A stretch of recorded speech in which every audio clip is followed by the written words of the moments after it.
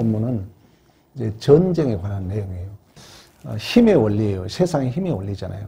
하나님 아버지께서 예수 그리스도를 통하여 이루신 그 구속을 이제 우리 안에 성령이 적용하는 과정을 구원의 서정이라고 그랬잖아요. 구속사는 죽을 것이 생명에 의해서 삼킨 바 된다는 거예요. 오늘 본문에도 힘의 원리가 이 힘물 작은 자를 점령하는 거예요.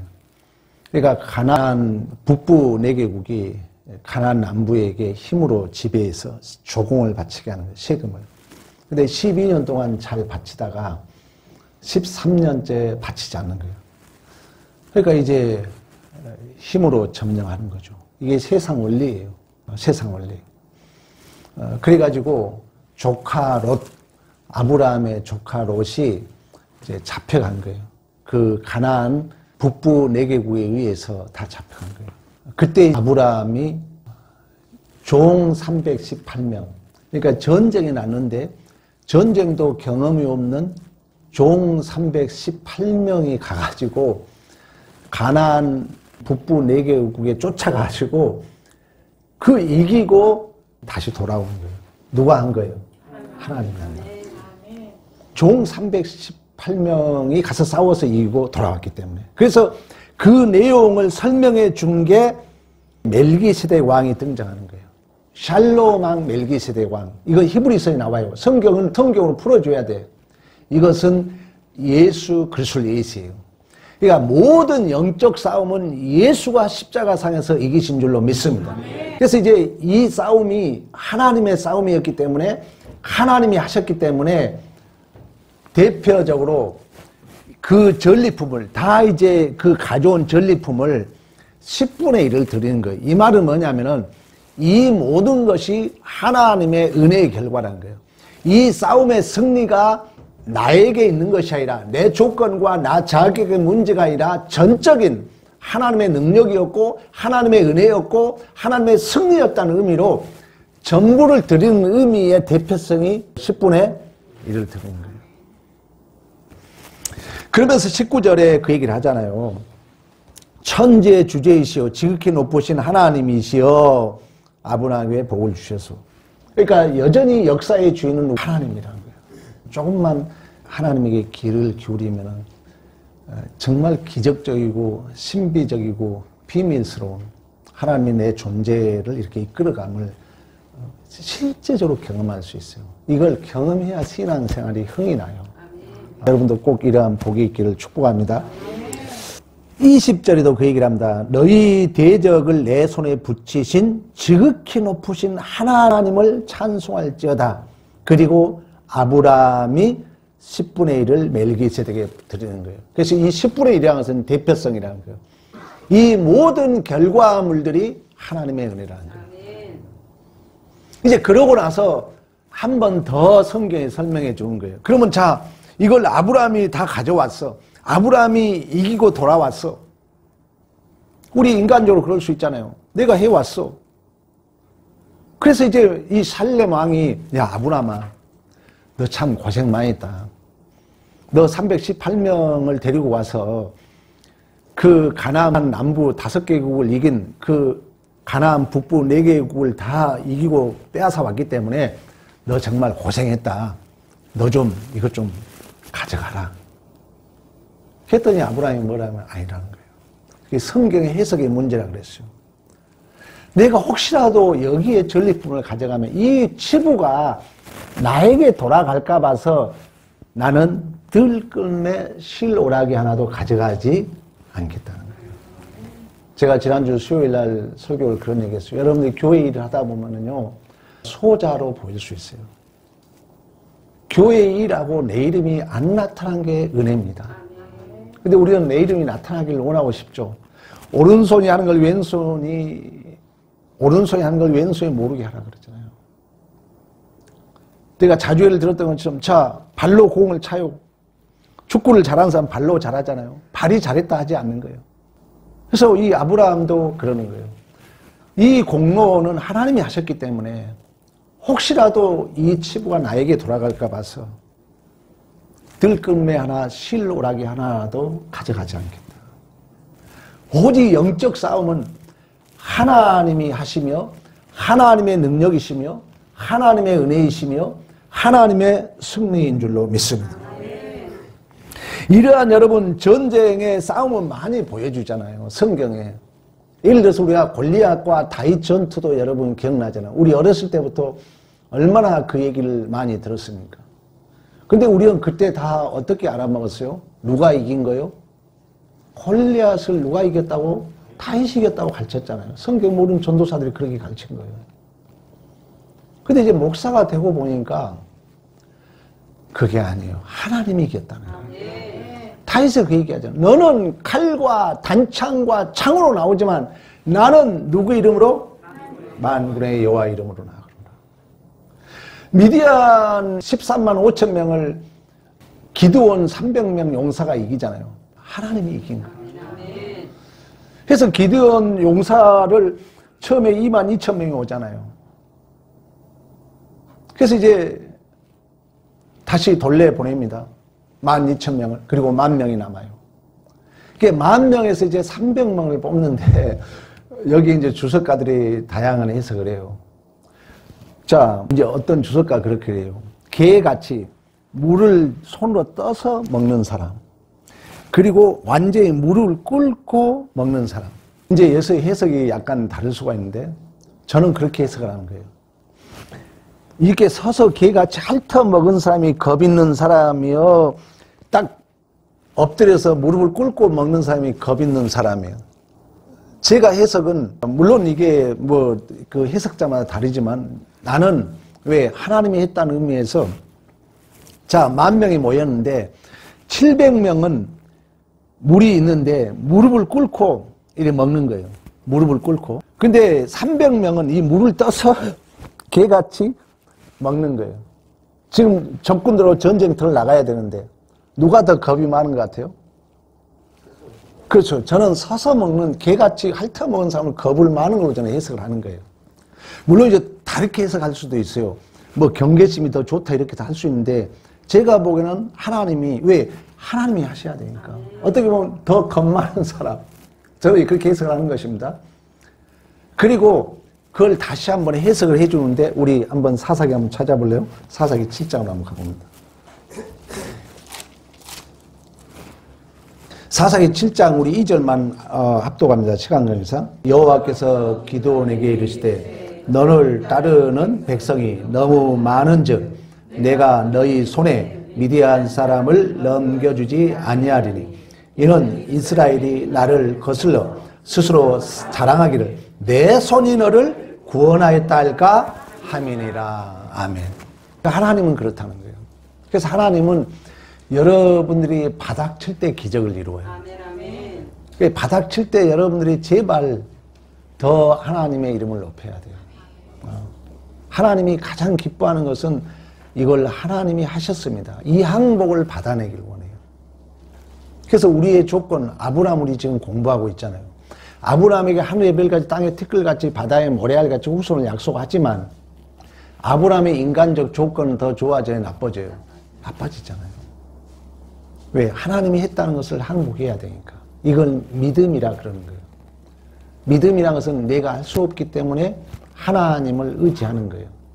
믿음은 대상의 문제라 그랬잖아요. 그러니까 지금 어렵다 그러잖아요. 이때가 기회예요, 여러분. 지금 힘들 때가 기회예요. 이때 하나님이 여러분 중심을 봐요. 하나님, 저는 할 수 없습니다. 하나님 도와주세요. 그리고 또 한 가지 기도는 하나님 저 좀 사용해 주세요. 하나님이 사용하지 않으면 여러분 받지를 않습니다. 내가 안 하는 거라고 생각하면 그 사람은 아직 신앙이 뭔지를 모르고 있는 거예요. 하나님이 받지 않는 거예요. 하나님 저 좀 받아달라고. 하나님 저 좀 사용해 달라고. 왜? 하나님은 그걸 기뻐하기 때문에. 하나님이 하셔야 되기 때문에. 하나님 앞에 영광이 된다는 것은 결국 우리는 어떤 열매를 맺는다 할지라도 하나님이 하셨습니다. 하나님이 주셨습니다. 가장 기뻐 받으신 줄로 믿습니다. 그리고 이러한 모든 영적 싸움은 구속사에서 말씀해 주고 있는 것처럼 구속사랑은 뭐라 했어요? 죽을 것이 생명에 의해서 뭐라고요? 삼킨 바 된다는 거예요. 그러면 이 구속사의 모든 승리는 누가 하셨습니까? 하나님이 하신 거예요. 특히 하나님이 예수 그리스도를 통하여 십자가상에서 모든 죄와 사망을 이기시고 승리하신 줄로 믿습니다. 근데 우리가 신앙생활을 하면서도 승리를 했거든요, 우리는. 근데 왜 우리가 기쁨이 없는가? 오늘 이제 여러분과 함께 고민해 보고자 하는 거예요. 자, 예를 들어 봅시다. 솔로몬 재판을 많이 여러분들이 이야기 들었고 정치인들도 많이 인용을 해요. 어느 날 두 여인이 애를 낳은 거예요. 근데 한 여인의 아이들이 죽은 거예요. 서로 싸우는 거예요, 이제. 서로 자기 아들이라고. 자, 영적 승리가 뭔지를 여러분들이 알아는 거예요. 그러면은, 자, 어느 아들이 죽은지는 몰라. 둘이 똑같은 시간에 아들을 낳았는데 서로 이제 자기 아들이라고 그러는 거예요. 그러니까 솔로몬이 뭐라 하면, 그래? 둘로 나누라 그런 거예요. 그러면 생명은 죽어요, 살아요? 죽는 거예요. 여러분은 어떠겠어요? 자, 누군가는 이 아들을 살리기 위해서는 내 아들이지만 내줘야 돼요. 물론 예수를 얘기해주고 있고 예수의 십자가의 승리를 그려주고 있는 거예요. 우리가 이미 예수 안에 승리했음에도 불구하고 왜 우리가 복을 못 누린가? 왜 우리가 감사하지 못하는가? 이 영적 복을 모르니까. 자, 두 여인이 같은 시간에 애를 낳고 한 애가 죽어서 나누라고 그래요. 그때 결국은 복이 없는 자는 나누라 그러겠죠. 근데 성경의 승리자는 불릴 듯 같은 마음이지만 그 생명을 살리게 해야 되기 때문에 내 아들이지만 내 것을 가짜 어머니에게 내어주신 줄로 믿습니다. 우리 주님이 자기의 모든 걸 내어줬던 것처럼. 자, 또 한 번 예를 들어볼까요? 탕자 이야기를 여러분 들어봐요. 두 아들이 있었어요. 한 아들은 교회 열심히 한 거예요. 한 아들은, 큰 아들은 아버지를 잘 섬기고 교회에 열심히 충성한 거예요. 그러면 둘째 아들은 화랑방탕한 거예요.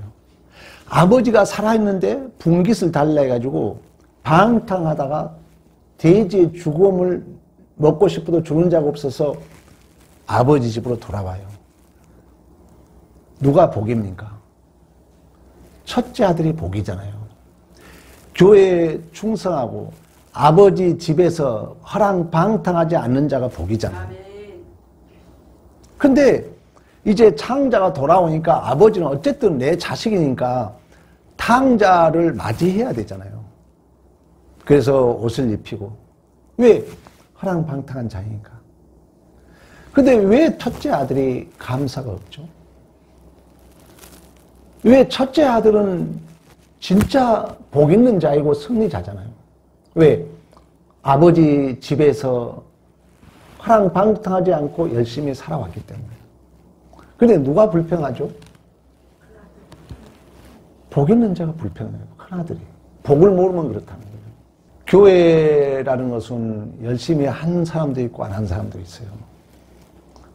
절대 여러분 누구하고 비교하면 안 돼요. 저도 교회 여러분에게 왜 일 안 시킨 줄 아세요? 혹시라도 누가 이래서 학가 봐서 우리 교회는 저는 항상 제가 원하는 자발적 순종이에요. 물론 힘들죠. 왜? 여러분들이 와서 같이 기도하고 같이 예배드리면 얼마나 좋겠어요. 제 마음에 혹이라도 서운한 마음 들지 않도록 저도 노력을 하죠. 왜? 하나님이 하셔야 되니까. 내가 하라 하면은 그 상대도 시험이 들고 또 저도 마음이 상할 수 있죠. 쉽진 않아요. 이제 저는 어떤 목회자로서 또 때로는 강력하게 이끌어야 되는데 또 하나님이 저에게 주신 복이에요, 이것도. 여러분들은 이제 저를 만났잖아요. 저의 생김새가 이러는 거예요. 내 성격 하나에 하나님이 주신 생김새요. 이걸 우리가 서로 이해하고 이제 아름다운 공동체를 이루어 가야죠. 어쨌든 우리가 승리자로서 복이 무엇인가를 알아는 거예요. 우리가 첫째 아들에서 보았던 것처럼 둘째 아들에서 보았던 것처럼. 그래서 이제 그 원망하고 불평하니까 아버지가 뭐라 합니까? 야, 이 아들아, 항상 너는 나와 함께 있지 않느냐. 내 모든 것이 너 것이지 않느냐. 이렇게 아버지께서 반문하고 있는 것처럼. 여러분들이 교회 생활을 하면서 그 두 여인의 비유를 말씀했던 것처럼 내가 양보하고 내가 헌신하고 내가 바르게 살고 내가 교회에 충성하고 있는 것이 복인 줄로 믿습니다. 이게 승리라는 게 이게 승리. 왜 우리의 승리에 감사를 못 누리죠? 자꾸 우리는 비교하려다 보니까 다른 사람과 비교하려다 보니까 내가 느낄 그 감사가 감소되는 거예요. 우리는 하나님 안에서 이미 내가 무엇을 알고 있다면, 내가 무엇을 하고 있다면 포도나무 가지와 나무에서 비유하고 있는 것처럼 우리는 나무에 붙어있는 자로서의 그 자체가 복이며 자랑이며 특권인 줄로 믿습니다. 그러면 이 영적 싸움의 승리의 내용은 뭐냐면은 아까 얘기했잖아요. 구속사가 뭐라 했다고요? 죽을 것이 생명에 의해서 삼킴바 된다는 거예요. 죽을 것이란 뭡니까? 죄와 사망이에요.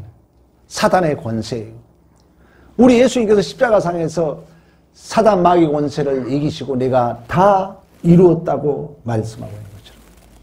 그래서 오늘 본문에 그러잖아요. 아브라함이 승리했어요. 세상적인 승리가 아니라는 거죠. 어떤 세상적 조건과 어떤 보상의 개념이 아니라는 걸 우리에게 말씀해 주고 있잖아요. 그래서 아브라함이 승리했지만 뭐 엘람이라는 나라를 소유했다든가 왕권을 잡았다든가. 그러니까 아브라함이 가나안 북부 4개국이 가나안 남부 5개국을 이기고 다 포로 잡혀갔잖아요. 근데 다시금 이제 아브라함이 종 318명을 통해 가지고 그걸 다 이겼어요. 그걸 이겼다 해서 그들을 지배했다거나 이겼다 해서 그들이 그 아브라함의 뭐 조공을 바쳤다거나 어떤 보상의 개념이 성경에 기록하고 있지 않다는 거예요. 그래서 아브라함은 오직 나는 실 오라기 들금에 하나도 가져가지 않겠다 그래요. 그리고 모든 것을 다시금 살렘왕 멜기세덱에게 11조를 드렸다는 것은 전부 드렸다는 거예요. 그러면 이 싸움이 단순하게 물리적 싸움이 아니라 또한 어떤 세상적인 보상의 개념이 아니라 영적 죄와 사망과의 싸움의 승리인 줄로 믿습니다. 우리 에베소서 한번 찾아보면 에베소 6장에 그걸 설명해 주고 있는데 에베소 6장 12절도 그 얘기를 하죠. 우리의 씨름은 혈과 육을 상대하는 것이 아니오 통치자들과 권세자들과 그 어둠의 세상 주관자들과 하늘에 있는 악의 영들을 대함이라. 아멘. 그러니까 구속사의 역사는 어떻게 보면은 오늘 본문의 힘의 원리로 가나안 북부 4개국이 가나안 5개국을 점령했던 것처럼 삼켰던 것처럼 우리의 존재도 어떻게 보면 죄와 사망이 사단의 권세가 여러분 이 세상에 뚫고 들어와서 우리를 삼켜버린 거예요. 이게 우리의 이제 전적 타락, 전적 무능이라고 그래요. 그러면 구속사는 뭐예요? 다시금 예수 그리스도께서 십자가상에서 죄와 사망을 삼켜버린 거예요. 오늘 점령했지만 다시 이긴 것처럼 우리의 존재가 그렇다는 거예요. 여기에 우리의 자랑이 있고 우리의 승리가 있는 줄로 믿습니다. 부활장에서 그걸 다시 한번 설명해 줘요. 우리 고린도전서 15장 54절로 한번 가봅니다. 고린도전서 15장 54절 55절까지 이 썩을 것이 썩지 아니함을 입고 이 죽을 것이 죽지 아니함을 입을 때에는 사망을 삼키고 이기리라고 기록된 말씀이 이루어지리라. 사망아 너희 승리가 어디 있느냐? 사망아 내가 쏘는 것이 어디 있느냐? 아멘. 우리가 이 예수를 믿고 산다는 것은 예수 믿고 새로운 인생을 산다는 것은 예수 믿기 전에는 죄와 사망이 우리 세상 우리의 존재에 뚫고 들어 우리를 삼켰어요. 그래서 우리는 우리는 어떤 종이 되었냐면은 율법의 종, 윤리도덕의 종이 됐다고 볼 수 있어요. 선악과의 종이 되었어요. 그래서 우리는 이제 죄와 사망이 우리를 삼킨 증상은 뭐냐면은 계시록에 보면 사단을 참소자라고 얘기했던 것처럼 우리는 이제 선악과의 종인 거예요. 옳고 그러면 내가 끌려다는 거예요. 율법의 종이에요. 예수를 믿지 않는 자들은. 그래서 예수 믿지 않는 자들은 오직 하는 게 뭐냐면 옳았다 틀렸다 선과 악만 분별하는 거예요. 지금 우리 한국 정치도 그렇게 가고 있잖아요. 깨어있는 정치인들은 이렇게 가면 안 된다 그러잖아요. 그게 전부라는 거예요. 그러니까 가면 갈수록 이제 복음이 없어지잖아요. 예수 얘기 별로 안 해요. 십자가 별로 얘기하지 않아요. 왜? 사람을 끌어모아야 되니까. 대중적인 얘기를 하잖아요. 좀 아쉬움이 있는데 어쨌든 죄와 사망에 삼킨 바 되게 되면은 우리는 선과 악의 종이 되는 거예요. 그래서 옳았다 끌렸다에 내가 끌려다니는 거예요. 참고 견디고 인내한 게 없는 거예요. 원수를 사랑해 주는 게 없는 거예요. 이게 죄와 사망이 우리를 삼켜버리는 하나의 증상들입니다. 그러다 보니까 이제 우리는 하나의 선악과의 주체가 되어서 율법주의적인, 윤리도덕주의적인, 자주 그런 얘기를 했잖아요. 죄라는 것은 진리에서 벗어난 거예요. 진리에서 벗어나면은 정답이 아니기 때문에 오직 더 옳은 것, 더 많은 것만 주장한다는 거죠. 근데 정상은 뭐냐면은 이게 답이 아니기 때문에 답인 척 해야 되잖아요. 그건 답인 척 해야 되는 정상은 뭐냐? 남을 비판해야 돼요. 왜? 나도 답이 아닌데 내가 답인 척 해야 되니까. 그래서 정죄가 나와요. 여러분이 지금 주장하는 게 정말 답이냐고요? 아니라는 거예요. 나는 그 선악과의 종이 돼 있는 거예요. 종이 돼가지고 그 선악과에 내가 종이 돼서 내가 참아주고 견뎌주고 용서해야 할 이 승리를 못 누리고 그 종이 돼가지고 나도 거기에 끌려다녀야 돼요. 그래서 옳은 거 틀린 거에 내가 종이 된 거예요. 결박당해 있는 거예요.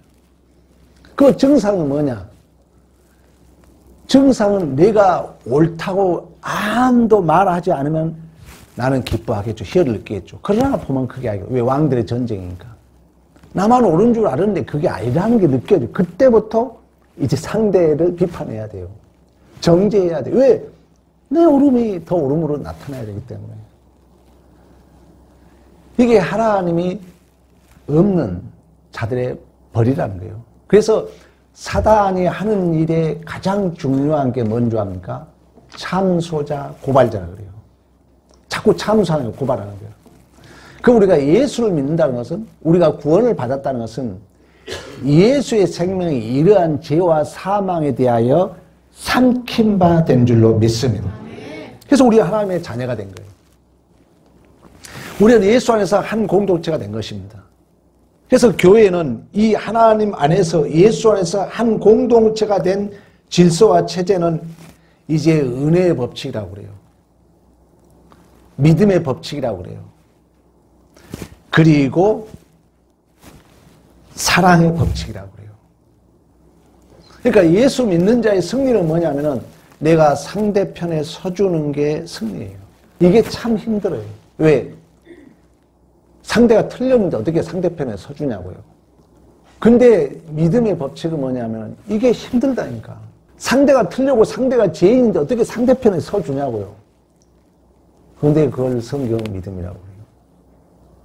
내가 어쩌면 이런 설교가 욕먹을지 모르겠어요. 근데 성경은 그 얘기를 합니다. 여러분이 곰곰이 생각해 봐요. 상대가 힘들고 상대가 틀려 있을 때 여러분들이 그 편이 되지 못할 바에는 침묵이라도 해야 돼요. 그 반대편에 서서 안 그래도 틀려가지고 수치감을 느끼고 힘들어했는데 그 사람 돌 던지지 말라는 거예요. 왜? 우리는 예수 안에서 사랑의 법칙, 은혜의 법칙, 믿음의 법칙 안에 우리는 있는 줄로 믿습니다. 아멘. 여러분 꼭 기억해야 돼요. 그래서 이제 사도 바울이 그런 그걸 하나 가르쳐줘요. 사도 바울이 감옥에 갇힙니다. 감옥에 갇히는데 이제 빌립보 교인들이 사도 바울을 찾아와요. 왜 그러냐면 옥바라지 하려고 찾아와요. 그때 사도 바울이 빌립보를 향해 쓴 편지가 있어요. 우리 한번 찾아보고 마치겠습니다. 빌립보서 4장으로 한번 가보고. 4장 11절. 내가 궁핍함으로 말하는 것이 아니다.